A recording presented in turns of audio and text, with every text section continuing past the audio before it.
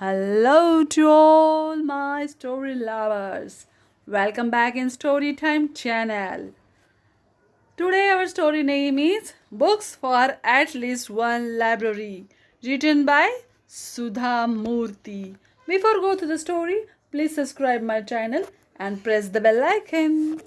Now let's go to the story. I came from a middle class teacher's family. In my family, as with many other families of teachers, books and knowledge were considered to be the more important than money.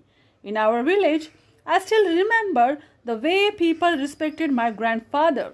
He was certainly not the richest man. He used to sit in front of our house on a mat below a shady banyan tree. He always held a book in his hand.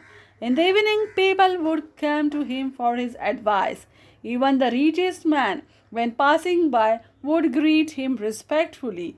I asked him once, why should the teacher be respected?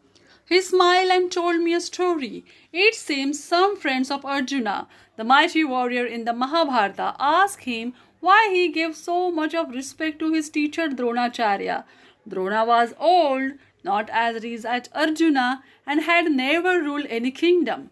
But Arjuna would always sit at his feet respectfully. When asked why, it seems Arjuna replied, in this life, everything perishes over a period of time, whether it be diamond, beauty, gold, or even land. Only one thing withstands this destruction. It is a knowledge. The more you give, the more you get.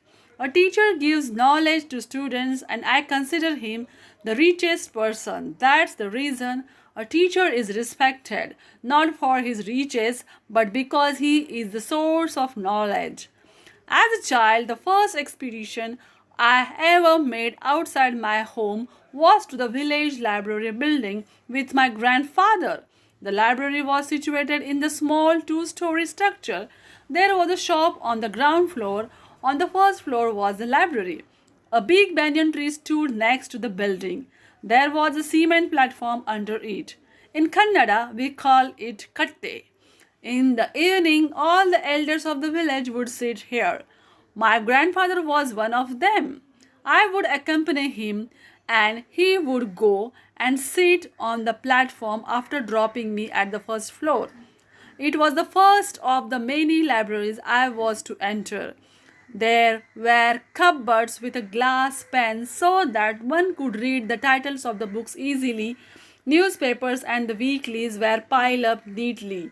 Tables and chairs were laid for the people to sit and read. There was absolute silence. I started reading children's books there and used to absorb in them until my grandfather would call me to go home. Years passed and I became a girl of 12 years. By that time, I had finished reading almost all the books in the little library village. At times, I used to feel boring going to the library as there were not many new books. But still, I accompanied my old grandfather to the banyan tree. One such evening, we were coming back after our outing. I was feeling particularly bored with the library that day.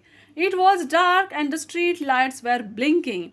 My grandfather could not see too well, so I was leading him by his hand. Suddenly he asked me, I will recite half a poem, you will complete it. This is a well known poem. I said I would try. We often played this game and I had learned many poems like this. He said, if I have wings. I immediately answered without blinking my eyes, I will go to the neighboring village library and read many more books. My grandfather stopped in surprise. He said, will you repeat it? I repeated, I will go to the neighboring village library and read many more books. He laughed and said, what an unusual way to complete the poem. Do you know what is the original poem is? Yes, I know. If I have wings, I will fly in the vast blue sky. I will see beautiful places. I will meet great people. I will search for hidden treasures. My grandfather kept quiet. When we reached home, he sat down on the mat and called me. He was tired but looked very happy.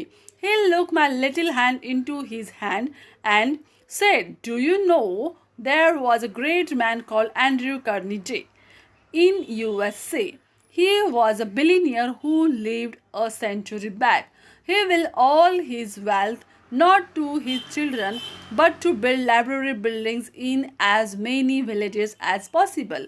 I have not seen America, but it seems any library you see in any village was invariably built using Andrew Carnegie's money. I do not know how long I will live, but today I realize how much you love books from the way you completed the poem. Promise me, when you grow up, if you have more money than you need, you will buy books for at least one library. It was a cold winter night. I still remember the warmth of his large hand in mine. He was old, and his hands had become hard and wrinkled, writing thousands of lines on the blackboard with a chalk every day. We were not rich like Carnegie, but certainly my grandfather had riches of experience and knowledge. Later in my life, I became well off. I remember my promise of buying books for a library.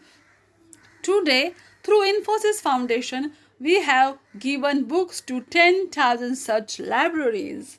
Now, this is the end of the story.